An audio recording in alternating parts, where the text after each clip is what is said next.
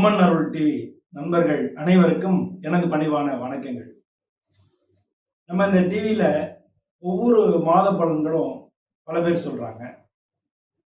அதே மாதிரி நம்மளும் இந்த ஜூலை மாத பலன்கள் சொல்லலாம் அப்படின்னு சொல்லியிருக்கேன். என் பேர் அனந்த நாராயணன். நான் மன்னார்குடி கிட்ட இருக்கக்கூடிய பாமணி நாகநாத சுவாமி சிவன் கோயில்ல பூஜை பண்றேன். கடந்த 20 வருஷமா நான் ஜாதகங்கள் எல்லாம் பார்த்துட்டு இருக்கேன்.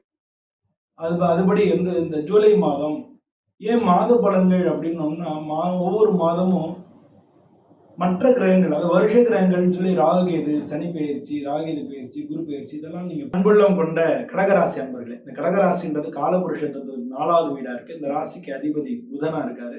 இந்த ராசியில இருக்கக்கூடிய நட்சத்திரங்கள் புனர்பூசம் 4ஆம் பாதம், பூசம், ஆயில்யம், இதெல்லாம் இந்த ராசியில இருக்கு. பொதுவா இந்த ராசிக்காரங்களுக்கு எப்படின்னா நம்ம புருஷ சுத்தம் சொல்லி வேதங்கள்லயே சந்திரமா மனசோ ஜாதக சட்டோ சூரியோ அஜாயதா அப்படின்னு சொல்லி சொல்லுவாங்க. ஸோ அது மாதிரி சந்திரன், அதோட அர்த்தம் என்னன்னா சந்திரன் ஜாதகத்துல மனோகாரகனா செயல்படுகிறார் அப்படின்றதா அர்த்தம். அப்போ மனசுக்கு சந்திரன் காரணம்ன்றதுனாலையும் சந்திரனை பார்த்தீங்கன்னா வளர்புரை தேய்பிரைன்னு வர்ற மாதிரி உங்களுக்கும் பார்த்தீங்கன்னா மன ரீதியா மாசத்துல ஒரு 10 நாள் நல்லா உற்சாகமா இருந்ததுன்னா 10 நாள் உங்களுக்கு கொஞ்சம் டல்லா இருக்கும். அது மட்டும் இல்லை, காலம்பரம் நல்லா உற்சாகமா இருந்தால் சாயந்தரம் டல் ஆகிடும். ஸோ இது மாதிரி மன ரீதியா உங்களுக்கு அடிக்கடி இதை பத்தியான திங்க் பண்ணிக்கிட்டே இருப்பீங்க, இதை பத்தியான கவலைப்பட்டுக்கிட்டே இருப்பீங்க. ஸோ அந்த மாதிரியான விஷயங்களை கொஞ்சம் அவாய்ட் பண்ணிக்கிறது நல்லது. மற்றபடி நீங்க எல்லாருக்கும் செய்யணும் அப்படின்னு நினைப்பீங்க. இதையுமே உங்களுக்கு நல்ல பளிச்சுன்னு புது புது ஐடியாஸ் உங்களுக்கு கிடைக்கும்.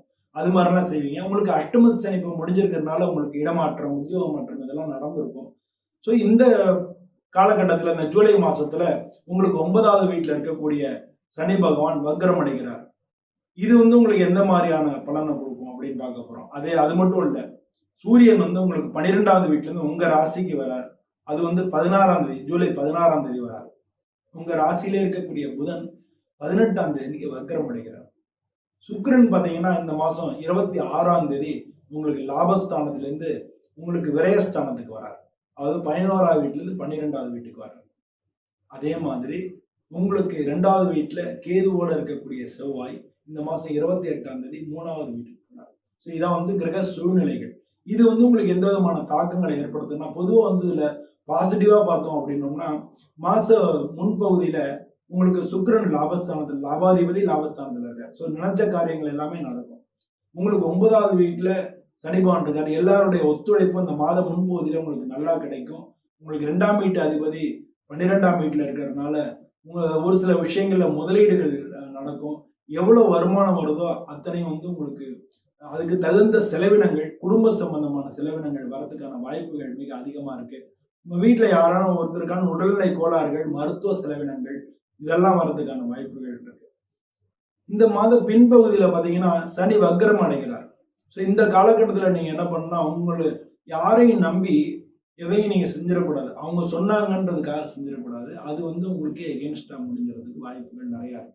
ஸோ யார் இது எப்பொருள் யார் யார் வாய் கேட்பினும் அப்பொருள் மெய்ப்பொருள் காண்பது அறிவு அப்படின்னு சொல்லி நம்ம திருக்குறள் சொல்லியிருக்கு. அதனால யாரான எது சொன்னாலும் சரி, அதுல உள்ள விஷயங்களை நீங்க ஆராய்ஞ்சு பார்த்துட்டு தான் நீங்க செய்யணும். இப்போ ஒருத்தர் ஆபீஸ்லயே ஒருத்தர் ஒண்ணு செய்யலாம்னு சொல்ல, இது சூப்பர் அப்படி செய்யலாம்னா அப்படியா அப்படின்னு உடனே நம்ம செய்யக்கூடாது. அது யாரு, ஏன்னா அவருக்கு சரியா நமக்கு சரியா வருமானது பெரிய ஒரு கொஸ்டின் மார்க். ஸோ அது மாதிரி நீங்க அது மாதிரியெல்லாம் நீங்க பார்த்துட்டு பண்ணிக்கிறது தான் உங்களுக்கு மிக நல்லதா இருக்கும். அந்த மாதிரி பார்த்துட்டு இந்த மாசத்துல பண்ணீங்கனாலே உங்களுக்கு முக்காவாசி பிரச்சனைகள் முடிஞ்சு போயிடும். இந்த மாத பின்பகுதிகள் தான் இந்த மாதிரி பிரச்சனைகள் வர்றதுக்கான வாய்ப்புகள் இருக்கு. முன்பகுதி உங்களுக்கு நல்லா இருக்கு. முன்பகுதியில குரு பகவான் வேற உங்களுக்கு 6வது வீட்டு அதிபதி குரு பகவான் இருக்கிறதுனால உங்களுக்கு மற்றவங்களுடைய ஒத்துழைப்பு கிடைக்கும். வேலையில கொஞ்சம் முன்ன காட்டிலும் நல்ல சுறுசுறுப்பா ஈடுபடுவீங்க. மாத முன்பகுதி உங்களுக்கு நல்லா இருக்கு. மாதத்தோட பின்பகுதியில நீங்க யார்கிட்டையும் ஏமாந்துடாம மட்டும் பார்க்கணும். மற்றவங்க சொல்றாங்கன்றதுக்காக எதையும் சொல்லிடக்கூடாது. மேலதிகாரிகளுடைய ஆதரவு கிடைக்காம போறதுக்கும், கூட வேலை பார்க்குறவங்க உங்களை பத்தி ஏதாச்சும் பிரச்சனை பண்றதுக்கும் அதுக்கெல்லாம் வாய்ப்புகள் இருக்கு. அதனால இதெல்லாம் நடக்கும் தான், எல்லார் லைஃப்லயும் நடக்கும் தான். பட் இதெல்லாம் ஈஸியா சமாளிச்சுக்கணும். புரிஞ்சுக்கிறது தான், தெரிஞ்சுக்கிறது தான். அப்புறம் அந்த ஈஸியா சமாளிக்கணும். சமாளிக்கிறது அப்படின்னா என்ன அர்த்தம்னா, ரைட் இந்த இப்போ இன்னைக்கு சொல்லுவாங்க, நாளைக்கு இவங்களே மாறி சொல்லுவாங்க. அது ஒரு மேட்டரே கிடையாது அப்படின்னு சொல்லி நாங்கள் அதுக்காக ஆர்கியூமெண்ட் பண்றதோ இல்லை அதுக்காக இன்னொருத்தர் மேல நம்ம குறை சொல்றதோ, இல்ல அவர் மேல நம்ம கோபம் வச்சுக்கிறதோ அப்படி இல்லாம, கொஞ்சம் ரைட் எல்லாம் காலம் தான் காரணம் அப்படின்ற மாரி நீங்க அது வந்து காலம் போயிடுச்சுன்னா எல்லாம் சரியாயிடும் அப்படின்னு சொல்லி அத அப்படியே மெயின்டெயின் பண்றது உங்களுக்கு மிக மிக நல்லது. இதுக்கு அடுத்து உங்களுக்கு 2வது வீட்ல கேது இருக்கார். அவர் கூட செவ்வாய் இருக்கார். அதனால குடும்ப விஷயங்கள்ல நீங்க கோவப்படாம நிதானமா நடந்துக்கணும். குடும்ப விஷயங்கள்ல செவ்வாயும் கேதுவும் இருக்கிறதுனால டக்குன்னு வார்த்தைகளை விடுறதுக்கான சான்சஸ் அதிகமா இருக்கு. ஸோ இது குடும்பத்துல பிரிவினைகளை ஏற்படுத்துறதுக்கு நமக்கு அதான் நம்ம சொல்றது பேச்சு இருக்கு இல்லையா? "இனியம் உளவாக இன்னாத குரல் கனியிருப்பக்காய் கவர்ந்துற்று" அப்படின்னு சொல்றோம். அப்போ வந்து நம்ம எதையுமே வந்து நல்ல வார்த்தைகள பேசி பழகணும். ஆனா கோவத்துல வந்து இது நல்ல வார்த்தையா, கெட்ட வார்த்தையான்னு லிஸ்ட் வச்சுக்கிட்டு அத படிச்சு அத படிச்சு நம்ம பேச முடியாது இல்லையா? அப்ப நம்ம என்ன பண்ணணும் அப்படின்னா, கோவத்துல வாய அடைக்கணும். நம்ம கோவத்துல பேசாம, நம்ம என்ன பண்ணலாம், நம்ம வந்து வெளில போயிரலாம். இல்ல ரைட் அவங்க பேசுறாங்க, நம்ம பேச வேண்டாம் அப்படின்னு சொல்லி நிதானமா இருக்கலாம். டக்குன்னு கோவப்படாம, நம்ம நிதானமா இருக்கிறது குடும்ப வாழ்க்கைக்கு நல்லது. உடல்நிலையை பொறுத்தவரையில இந்த மாசம் நல்லா உற்சாகமா தான் இருக்கும். இந்த மாசத்துல ஒண்ணும் பெரிய அளவுல தொந்தரவுகள் இருக்காது. தண்ணி நெறைய குடிச்சீங்கனாலே போதும். அதுவே வந்து உங்களுக்கு எல்லா விஷயத்திலயும் சரியா இருக்கும். ஆனாலும் வந்து உடற்பயிற்சி ஆனா செஞ்சுக்கிறது நல்லது. இது மாரி பண்ணீங்கனாலே இந்த மாசம் நல்லா இருக்கும். உங்களோட ராசிக்கு அதிபதி சந்திரன் அப்படின்றதுனால, நீங்க கிரிவலம் போறதோ, இல்ல பௌர்ணமி பூஜை பண்றதோ, இல்ல பக்கத்துல மாரியம்மன், காளியம்மன் இந்த மாரி அம்மன் கோயில் இருந்ததுன்னா, அந்த அம்மன் கோயிலுக்கு பௌர்ணமி அன்னைக்கு பாலாபிஷேகம் பண்றதோ, உங்களுக்கு எல்லா விஷயங்களையும் வெற்றியை கொண்டு வந்து குடுக்கும். பொருளாதார ரீதியாவும் ஏற்றத்த குடுக்கும். மனசுலயும் நிம்மதியும், அமைதியும், சந்தோஷத்தையும் குடுக்கும். எல்லோருக்கும் இந்த மாசம் நண்பர்களே, இந்த பதிவுல வந்து நம்ம சொல்றக்கூடிய விஷயங்கள் எல்லாமே ஒவ்வொரு ராசிக்கும் பொதுவான விஷயங்கள். உங்களுடைய ஜாதகத்துல தசா புத்திகளை பொறுத்து இது மாற்றமாகலாம். ஏன்னா வந்து இப்போ சின்ன பையன் இருப்போம். ஒரு ராசியிலேயே வந்து சின்ன பையன் இருப்பாங்க. நடுத்தர வயசுல இருப்பாங்க. வயசானவங்க இருப்பாங்க.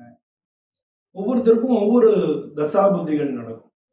ஸோ அந்த தசா புத்திகளுக்கு தகுந்த மாரியும் இந்த கோச்சார பலன்கள்னு சொல்லக்கூடிய இந்த மாத பலன்களையும் வச்சுக்கும் பொழுது உங்களுக்கு கரெக்ட்டா வரும். இப்ப நம்ம உதாரணத்துக்கு ஒருத்தர் ட்ரான்ஸ்ஃபர் ஆகுறாருன்னு சொன்னோம்னா, ஒரு சின்ன பையன் ஸ்கூல் மாறலாம். இல்ல ஸ்கூல்ல போய் இன்னும் சின்ன குழந்தை ஸ்கூல்ல சேர்க்கலாம். இல்ல கிளாஸ்ல ஏதாச்சும் மாற்றங்கள் வரலாம். நடுத்தர வயசுல உள்ளவங்களுக்கு வந்து வேலை மாற்றங்கள், உத்தியோக மாற்றங்கள், இடமாற்றங்கள் ஏற்படலாம். படிச்சுட்டு இருக்கிறவங்களுக்கு வேலை கிடைக்கலாம். ஸோ இந்த மாரி சின்ன சின்ன மாற்றங்கள் வந்து அவங்களுடைய ஜாதகத்துக்கு தகுந்தா மாரி மாறும். ஸோ அத நீங்க உங்களுடைய பக்கத்துல வந்து உங்களுக்கு குடும்ப ஜோதிடரோ, இல்ல தெரிஞ்ச ஜோதிடரோ இருந்தா அவங்கள்ட்ட கொண்டு போய் குடுத்து நீங்க பார்த்துக்கங்க. அப்படி யாரும் இல்லாத பட்சத்துல, இந்த கீழேயே வந்து என்னுடைய நம்பர் இருக்கும். என்னுடைய நம்பருக்கு நீங்க தொடர்பு கொள்ளலாம். நம்ம உங்களுடைய ஜாதகத்த அலசி, உங்களுக்கு என்ன கேள்விகளோ அத பார்க்கலாம். எப்ப பார்த்தாலும் நம்ம ஜாதகத்த எடுத்துட்டு போகணும்னு அவசியம் இல்ல. முக்கியமான காரியங்கள், அதாவது படிப்பு, வேலை, கல்யாணம், குழந்தை பிறப்பு, இந்த மாரி ஒரு வீடு கட்டுறது, ஒரு வண்டி வாங்குறது, இந்த மாரி முக்கியமான விஷயங்களுக்கு வந்து நீங்க ஜாதகம் பார்த்துக்கிறது நல்லது.